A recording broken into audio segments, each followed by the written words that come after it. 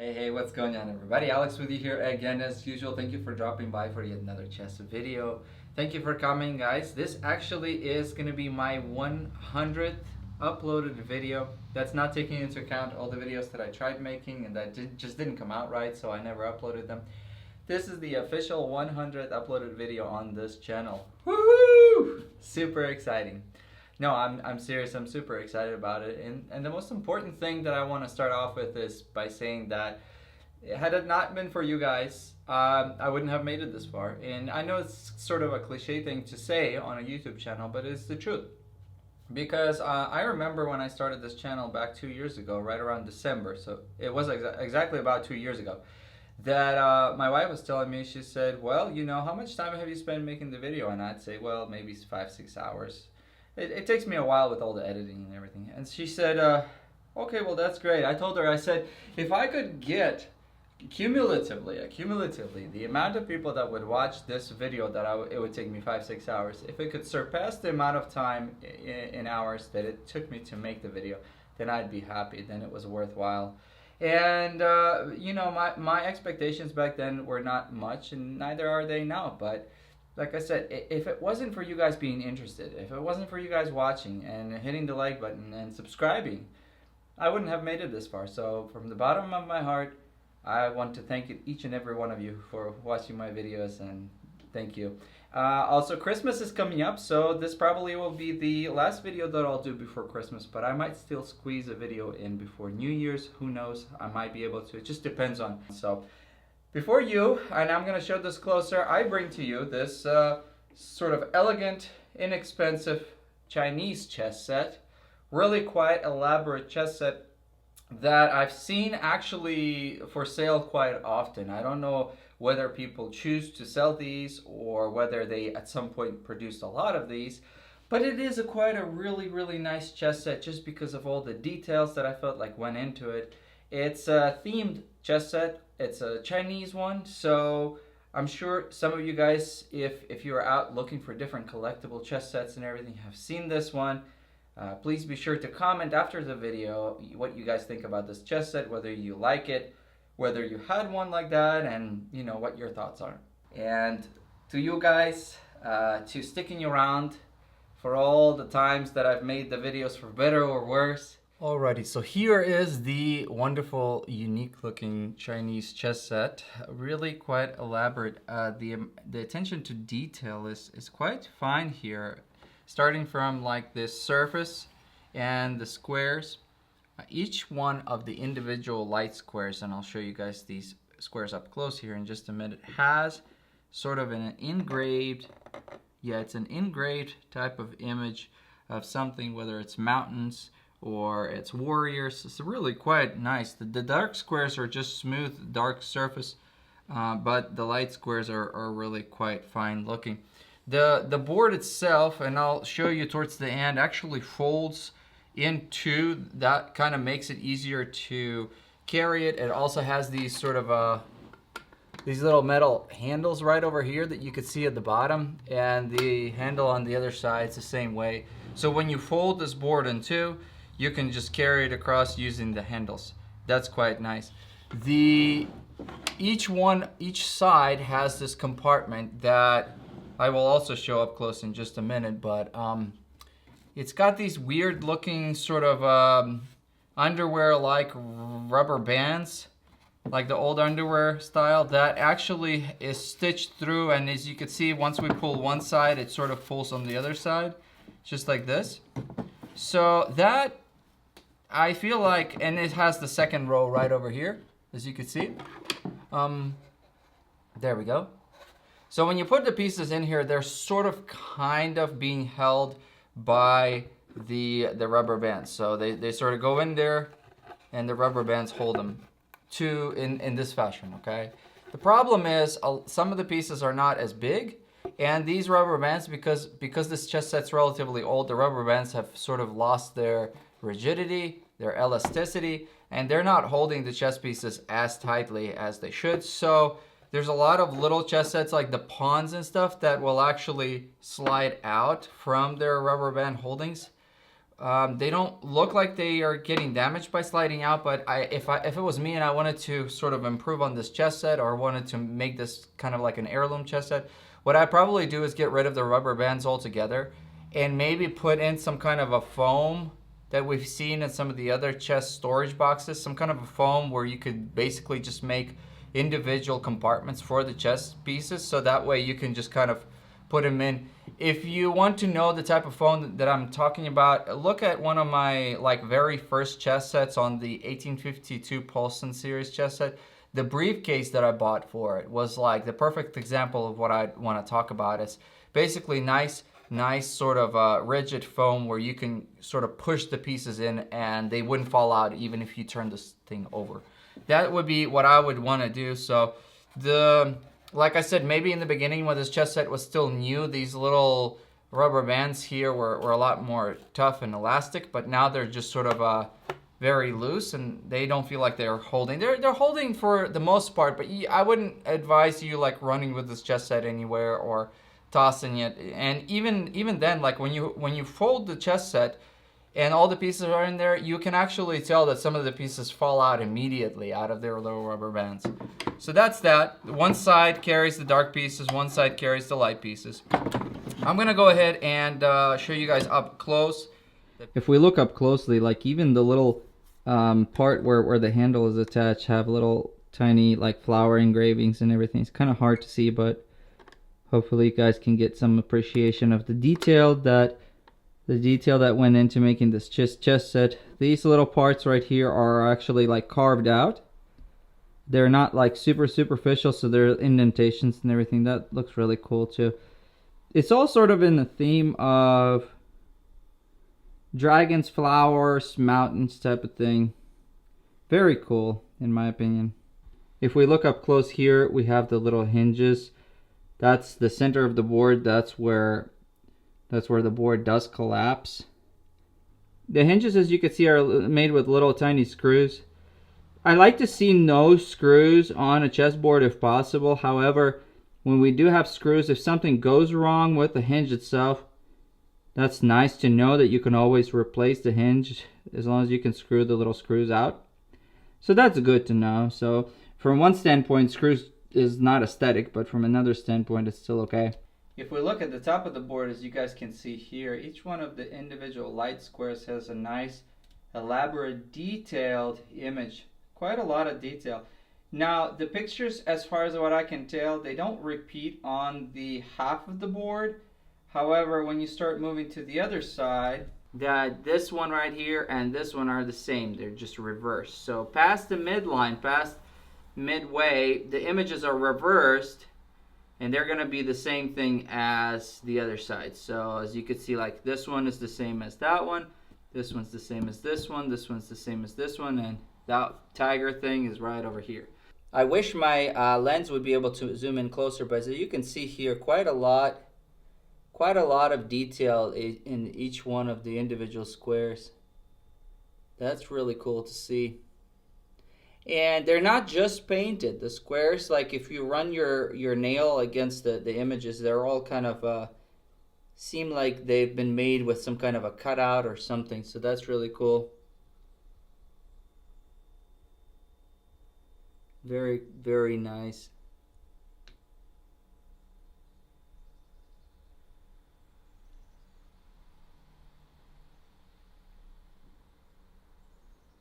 Alrighty, so here are the kings. The kings are, the pieces themselves are all made out of what looks to me like some kind of either jade stone or some kind of other stone. All of the pieces have this sort of a base. The pawns and the minor pieces, the base will be a little bit less thick. But in the kings here and the queens, the base is relatively thick and heavy. Also, as far as the diameter, I guess the diameter of the king is going to be the largest diameter of any of these pieces, and it sits within the square with just enough space here to not be encroaching on the other squares. So that's, you know, just because this chess set's made for this particular board, it fits well, proportionately fits pretty well. The underside of the pieces, none of the pieces have any felt. I'm not sure if felt was at some point on these chess pieces, but it doesn't look to me, because I would have otherwise seen at least some felt somewhere. So as you can see, it's just plain part of this stone, the continuation of it. Honestly, the way that these pieces are, and the fact that some of these squares, especially the ones with the design on them, they have all this roughness to it. I would say that this chess set's not made for sliding pieces, just because when you slide, it's not easy to slide, because there are spaces in between like each one of the squares. Because it looks to me like the squares were just kind of put together and then they're sort of glued, I suppose. But yeah, I don't think this particular chess set was intended to have the pieces slide over them. I mean, you can still do it, it's just it doesn't feel as great as some of the other chess sets. And if you wanted to slide, then I would probably suggest maybe get some kind of a felt on the bottom, whether you buy a felt. In my opinion, I would probably say that I would suggest not even a felt for these pieces, but more so maybe some kind of like a rubber, or like, once again, I'll refer back to the 1852 Paulson chess set. If you guys seen the Camarada collection, on the bottom of the kings, they had this sort of like padded, it's not even felt, it's like some kind of a rubberized padded thing. That's what I would advise, some kind of a rubberized padded bottom part of it that can be glued on the bottom part, so that you're not really intending to slide these, but when you put them down, it's really harsh. It feels really harsh. I don't think it's almost like if you hit it too hard, you're just gonna break either scratch or break the board. I'd probably not say, you know, the board itself wouldn't be, the pieces themselves wouldn't probably be an issue, but the board would be. Anyway, so let's take a look at the kings here. You have the dark squares and the light squares. The light squares got this sort of green, light green jade look to it, and the dark pieces are this sort of a brown. I think that the brown is some kind of a stain, but it looks really nice. And both of the pieces look really quite nice. It's kind of hard to see on this light, just because with the light outside the window, it always makes the light pieces kind of seem less detailed. But trust me, they're just as detailed as the dark pieces, even though they may not seem that way. But we see this sort of like this old man, this old wise man with this long beard, and it's got holding something there, some kind of a, maybe a spectre or something, covered by, we turn him over, once again we have some kind of a robe or something, kind of like what I was talking about in that Roman chess set, where the back part of a lot of pieces has some sort of a shawl or a robe or something that goes all the way down. That's sort of like the backbone of the chess piece as far as its like construction. And then we have the feet at the bottom, and that's about it. These chess pieces are pretty heavy. Let me just whip out my weight scale and we'll take a closer look. Where would I be without my weight scale, right guys? Yeah, so the 104 grams for the dark king and 104 grams for the light. So I'm assuming these are like same type of stone or something. This one's just got some dye that was placed on it during processing or something. But 104 is pretty heavy. That's you know, very comparable to some of the really heavy like ebony chess sets. Alrighty, so moving on, we have this is the queen. This is the queen, I guess, the queen of the chess set. Also quite nice, elaborate overall. She looks like she's holding some kind of a, maybe like some kind of a scroll, or it's hard to say what's going on there. But we have this sort of a quite a large, abundant amount of hair, and then there's hair in the back. It's got some kind of like a hair bun on top. Queen looks like she's smiling and happy. And also, as you can see, the bottom part right here, it's got this big heavy base. And then the queen weighs in at 75 grams, and the light queen weighs in at 72. So minor differences. I think sometimes when they make these, maybe their the base is a little bit different, because over here you could see that the bases might be the base of the dark queen is a little bit taller than the base of the light queen. By the way, you don't get extra queens with this particular chess set. You just get these 2 queens because, well, let's face it, this is kind of a themed chess set. It's not really for tournament play, but we've seen the same thing happen in some of the other themed chess sets. You just don't get extra queens. These here are the knights, as you guys can see. Even in these themed chess sets where they have sort of the freedom to carve any type of theme that they want to, they still want to create some kind of thing where there's a horse involved, just so that they could like prevent the people from being confused exactly as to, you know, where the knights are. These are the knights. They're both looking one way, and if we look at the other knights, we have the same thing. So you can have the knight like look forward, which is one way, but both of the knights will be leaning towards like one side, like this. If you want the guy here to be looking forward, he would probably need to sit sideways like this. If you want the horse itself to be kind of more forward, then the horse will be looking that way, and so the guy is looking that way too. It's no big deal. But if they did that, I would probably say it would have been nice if the other knight here would have been looking the other way. So that way instead of that way, because that way it would be more symmetrical. But I'm assuming they're carving these out. I don't know if they're handmade or not. Probably they're chiseled out with some kind of a machine. Because if this chess set was completely hand carved, it would probably cost a lot of money. But these knights are really quite elaborate still, quite nice, as you guys can see. What do you guys think about the knights? I know I always ask you guys, what do you think about the knights? What do you guys think about the knights? These are pretty cool knights. Here's the top. It's got some kind of a hair on top, some kind of a, almost like a crown in the front. It's pretty cool, pretty cool. Okay, knight is at 50 grams, and the dark knight's at 53 grams, and the other knight is at 51 grams. So there's a little bit of variability, a little bit, not by much, but still a little bit. Let me go ahead and show you the bishops. Fine looking ladies, I guess, or maybe they're men, I'm not really sure. But I think these are the bishops. Based from me, basically, the bishops is kind of the most confusing piece to me, especially among these theme chess sets, to be able to discern. But sometimes the bishops do look a lot like the pawns or the queen. It just depends. It's kind of hard to tell sometimes, so. Usually when you look at a themed chess set, the bishop's going to be more like a pawn except a little bit bigger. But you got these ladies with some kind of a mirror, I guess, on the side. Maybe it's something else, I don't know. Robed in this sort of a kind of a monastery robe, I guess.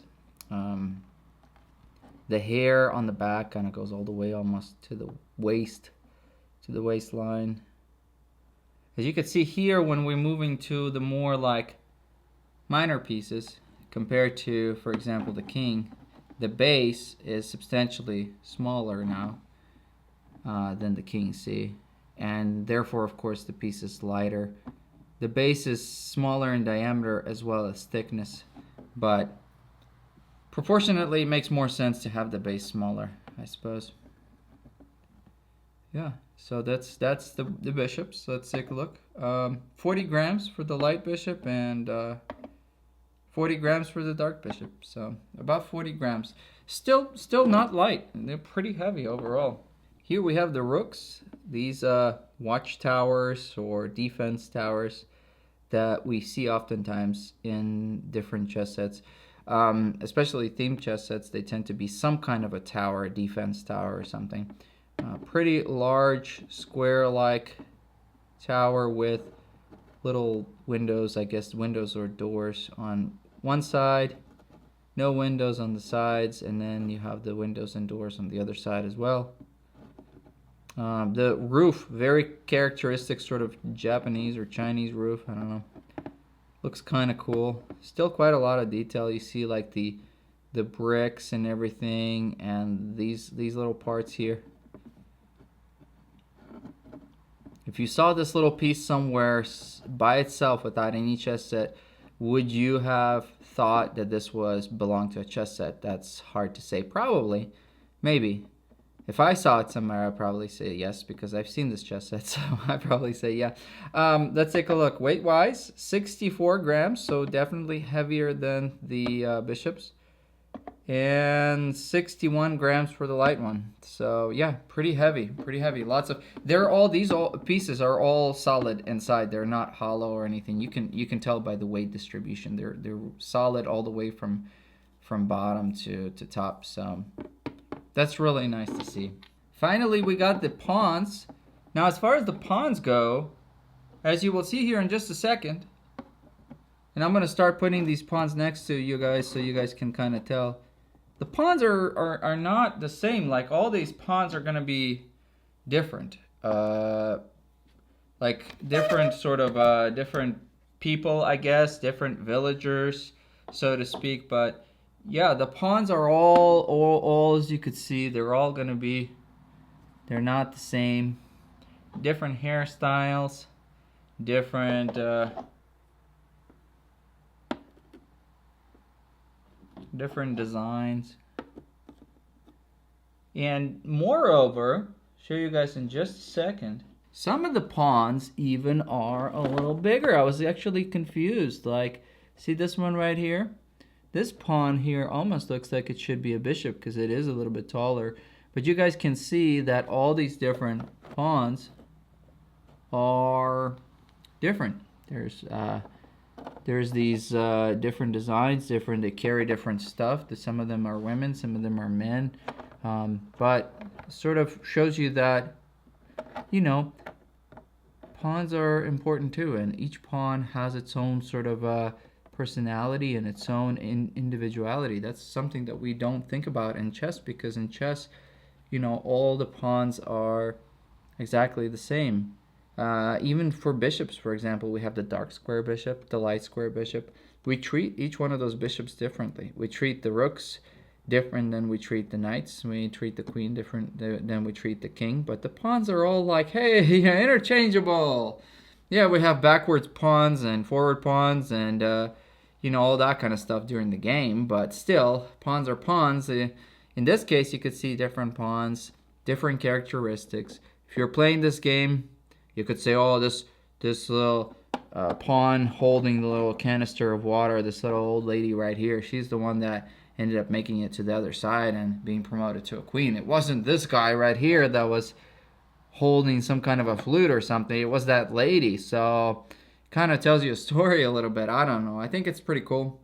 I think the fact that a themed chess set like this has pawn variability like this is really cool, because we've seen like the Aztec chess set that I showed you guys like a million years ago, and I think all the pawns were exactly the same. But here in this case, all the pawns are different, and that's really nice. Once again, it's a more detailed chess set, so really quite fine. I'm actually happy to have this chess set as part of my collection. As far as the weight goes, 30 grams, 31 grams for this one, 32 grams. So there's going to be a couple of gram variability. 30 grams. What about this big one here? 34 grams, so just a little bit. 31, so somewhere between 31 and 35 grams for the pawns, which is still quite a lot if you ask me. I mean, even in the large 4.4 inch you know, ebony chess sets, the pawns would be like 25 grams, 28, but these are some pretty heavy pawns, so that's pretty cool to see. Okay, so, and of course, as I've shown you guys before, here the individual compartments on either side of the board that don't really have any type of embedded sliding mechanism or anything. They just sort of they're just sort of pushed in there. So when you push them in there and you kind of have a little bit of a give like that. I would also probably say that it would have been a really nice thing if they had made some kind of like sliding mechanisms, kind of like what you see in cabinets and stuff. But by not having those sliding mechanisms, we don't run the risk of them breaking, because sometimes if you have these metal sliders and stuff, sometimes they'll break and then you have to fix them. So the fact that you just have just a flat space in there that you push it in, allows you not to worry about it breaking at some point. And then, of course, like I was telling you guys before, the central hinges here allow the chess set to just be folded like this. And the underside of the chess set is just plain dark wood color here. Sort of the same way that you see all around right over here. And the front parts kind of fold in like this. And the back parts kind of has a little bit of a space here in between. I don't really know what's the best way of storing this particular chess set, because once you do fold it, just like I was telling you guys before about those little rubber bands, the rubber bands on the bottom are going to be, the pieces are going to be held in space downward, but then on the top, if you fold the chessboard and keep it folded like this, then the top chess set's actually going to be suspended because it is upside down. It's going to be suspended downwards, so the pieces are just going to be being held by the rubber bands. So there's maybe storing it as one way is like this, or maybe storing it sideways like this is also an option. I'm not really sure, it just depends on where you're storing it. So that's about it. As far as the size of the actual board, as you guys can see, the squares themselves are not your standard tournament size 2.25 square inch, but they're probably like kind of more or less about 1.75 or so, possibly just a little bit smaller, but I think 1.75 is a really good square size. It's probably the minimal that I would suggest. 1.625 kind of gets a little bit too small. It's more of an analysis board. 1.75 is good already. I mean, if you want to have a standard chess square size, 2.25 is good. If you really want to have a nice game, 2.5. 2.75, a board 2.75 would be nice. I don't have a board 2. I've seen 3-inch squares. That's wild. That's crazy. But it's probably like a little too big. Maybe one day if I find a way to, I'll get a board just to see what 3-inch square it looks like. But maybe a little too big.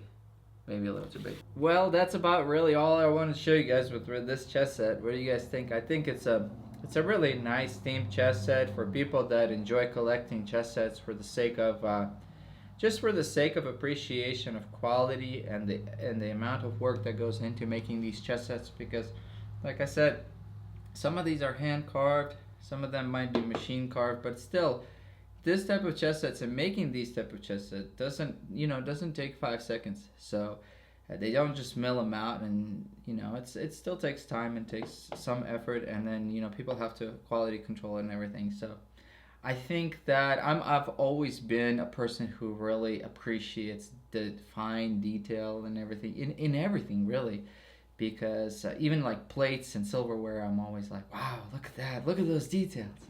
But anyway, so I knowing that I'm probably not gonna post another video until Christmas, I wish you all guys Merry Christmas and Happy Holidays. If you celebrate something other than Christmas, then Happy Holidays to you guys. And if I don't post another video until next year, then Happy New Year to you guys, and hopefully everybody stays safe. And anyway, I'll see you guys in the next video, okay? Bye-bye.